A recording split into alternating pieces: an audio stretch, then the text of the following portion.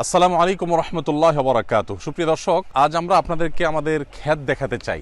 আমরা আলহামদুলিল্লাহ আমাদের বাসার পাশে একটা খালি প্লটে বিভিন্ন রকমের শাকসবজি এবং আমাদের দৈনন্দিন যে তরিতরকারির প্রয়োজন হয় এটা আমরা আলহামদুলিল্লাহ আমাদের বাসার পাশে চাষও আমাদের নিজের যে দৈনন্দিন প্রয়োজন আছে, যে সমস্ত সবজি এবং যে সমস্ত শাক তরিতরকারি সেগুলোর অনেকটা আমরা মেটাতে পারি। বাসার প্রত্যেকটা মানুষের অংশগ্রহণ আছে এখানে।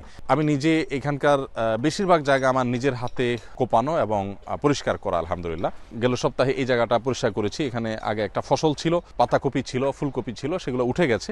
এখানে নতুন করে আবার আমরা চাষের উপযোগী করেছি। এই পুরোটুকুই আমার কোপানো আলহামদুলিল্লাহ।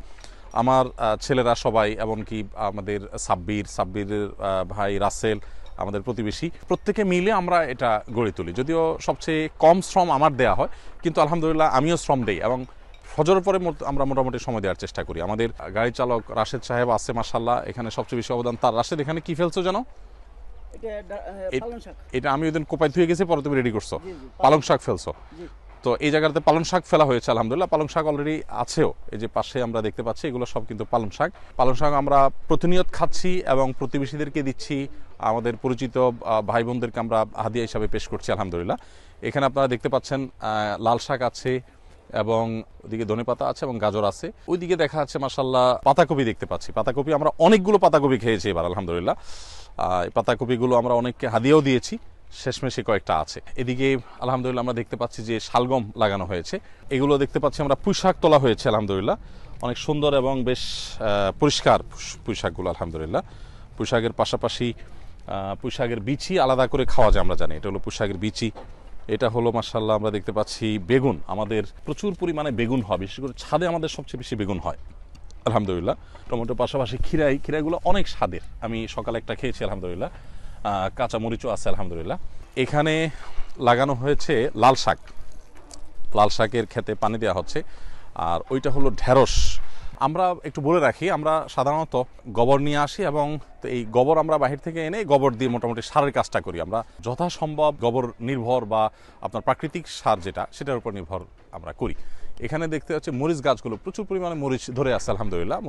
মরিচগুলো দেখতেও বেশ সুন্দর লাগে এবং আমাদের ছাদে প্রচুর পরিমাণে বম্বে মরিচটা লাগানো হয়েছে আলহামদুলিল্লাহ।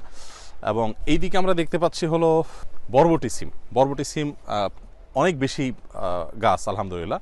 এগুলো কিছুটা জঙ্গল হয়ে গেছে, অবশ্য জঙ্গলগুলো সাফ করাটা কঠিন হয়ে গেছে, এত গাছ হয়েছে। বরবটি সিমগুলো বেশ সুস্বাদু। আমরা আত্মীয় স্বজন এবং আমাদের অফিস স্টাফ, মাদ্রাসার স্টাফ এবং প্রতিবেশীদেরকে হাদিয়া দেওয়ার চেষ্টা করি। তারপরে ওই পাশে আছে লাউ এবং কুমড়া। লাউ আলহামদুলিল্লাহ অনেকগুলো লাউ আমরা এবার খেয়েছি, আল্লাহ তৌফিক দিয়েছেন, আল্লাহ শুকর। আমাদের দর্শকদেরকে বলে রাখি যে আমাদের শাকসবজি কেনা লাগে না বললে চলে। আলু ছাড়া আমরা অন্য কোনো শাকসবজি আলহামদুলিল্লাহ সচরাচর আমরা কিনি না, সব কিছুই আমাদের খেতে হয়। চাল কুমড়াও হয়, লাউর ওই যে ছোট ছোট দেখা যাচ্ছে মাশাআল্লাহ, এই করতে পারি। আমার পরিচিত এক পরিবার আছে, তারা বারান্দায়, জানাশোনা এক পরিবার আছে, তারা বারান্দায় মুরগি পর্যন্ত পালে এবং তাতে দুর্গন্ধ যেন না হয় সেই রকম ব্যবস্থাপনাও তারা করেছে। আমরা চাইলে আসলে অনেক কিছুই করা সম্ভব। শহুরের জীবনে আমাদের ঘন্টাকে ঘন্টা মোবাইলে এবং রিমোট হাতে আমাদের সময় চলে যায়, সময় নষ্ট হয়। এতে আমাদের শরীরে স্থূলতা তৈরি হয়, এটা আমরা মানসিকভাবে ডিপ্রেসড হই, এটা আমাদের যে স্বাভাবিক বেড়ে ওঠা সেটা বাধাগ্রস্ত হয় এবং আমাদের সন্তানরা নানা ডিভাইসমুখী হয়ে যায়।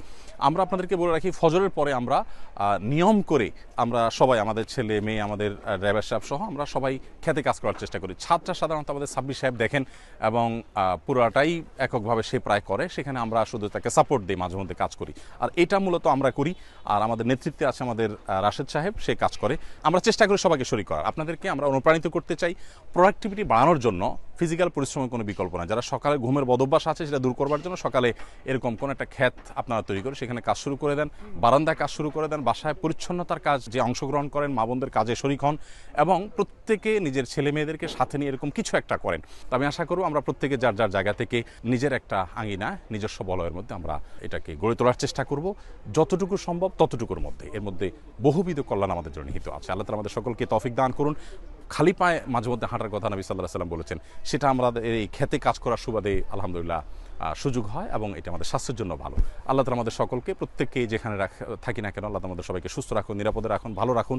আমাদের রিজিকে আল্লাহ তাআলা বারাকা দান করুন, আমাদের মধ্যে কর্মস্পৃহা আল্লাহ তাআলা তৈরি করুন, অলসতা দূর করে দিন এবং বারাকাময় জীবন আমাদেরকে আল্লাহ তাআলা দান করুন। এবং এই গাছপালা এগুলো লাগানো যে সাদকায়ে জারিয়া, সেই সওয়াবের উদ্দেশ্যে এই কাজগুলো আল্লাহ তাআলা আমাদেরকে করার তৌফিক দান করুন। জাযাকুমুল্লাহু খাইরা। আসসালামু আলাইকুম ওয়া রাহমাতুল্লাহি ওয়া বারাকাতুহু।